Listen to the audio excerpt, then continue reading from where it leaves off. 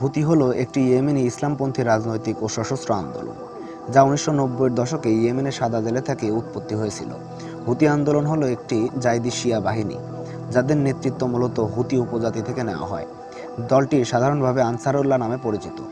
ইয়েমেনের হুতি বিদ্রোহীরা লোহিত সাগরে ইসরায়েলি নাগরিকত্বে থাকা একটি পণ্যবাহী জাহাজ নিজেদের নিয়ন্ত্রণে নিয়েছে। হুতিরা জানিয়েছে, ফিলিস্তিনের ইসরায়েলের আগ্রাসনের জবাবে তারা এই জাহাজ আটক করেছে। আর ইসরায়েল বলেছে এটি ইরানের সন্ত্রাসবাদী কর্মকাণ্ডের একটি অংশ। গতকাল রবিবার সকালের দিকে ইয়েমেনের নিকটবর্তী দক্ষিণ লোহিত সাগর থেকে দ্য গ্যালাক্সি লিডার নামের ওই জাহাজ আটকের ঘটনা ঘটে। জাহাজটি যুক্তরাজ্যের মালিকানাধীন। এটি পরিচালনা করছে জাপান। এর মালিকানায় ইসরায়েলি এক ব্যবসায়ের অংশীদারিত্ব রয়েছে বলে জানা যায়।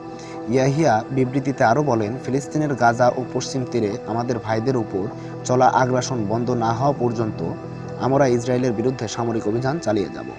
ইসরায়েলের মালিকানাধীন জাহাজগুলোতে অন্যান্য দেশের নাবিকদের কাজ না করার আহ্বান জানানো হয় এই বিবৃতিতে। এদিকে ইসরায়েলের প্রধানমন্ত্রী বেনিয়ামিন নেতানিয়াহুর কার্যালয় এবং দেশটির সেনাবাহিনীর পক্ষ থেকে পৃথক বিবৃতিতে বলা হয়েছে, এই জাহাজ মালিকানা বা পরিচালনার সঙ্গে ইসরায়েলের কোনো সম্পর্ক নেই। এমনকি নাবিকদের মধ্যেও কোনো ইসরায়েলি নেই। জাহাজটিতে 25 জন নাবিক রয়েছেন, যারা ইউক্রেন, মেক্সিকো, ফিলিপাইন, বুলগেরিয়া বিভিন্ন দেশের নাগরিক। ইসরায়েলের বিবৃতিতে আরও বলা হয়েছে, হুতি বিদ্রোহীদের দ্বারা জাহাজ ছিনতাইয়ের পিছনে ইরানের হাত রয়েছে। এর মধ্য দিয়ে প্রমাণিত হয়েছে যে ইরান বিশ্বের মুক্ত নাগরিকদের বিরুদ্ধে সন্ত্রাসী কার্যক্রমে লিপ্ত। তবে ইরানের পক্ষ থেকে বলা হয়েছে, জাহাজ নিয়ন্ত্রণে নেওয়ার এই ঘটনার সঙ্গে তেহরান বা কোনোভাবেই জড়িত নয়।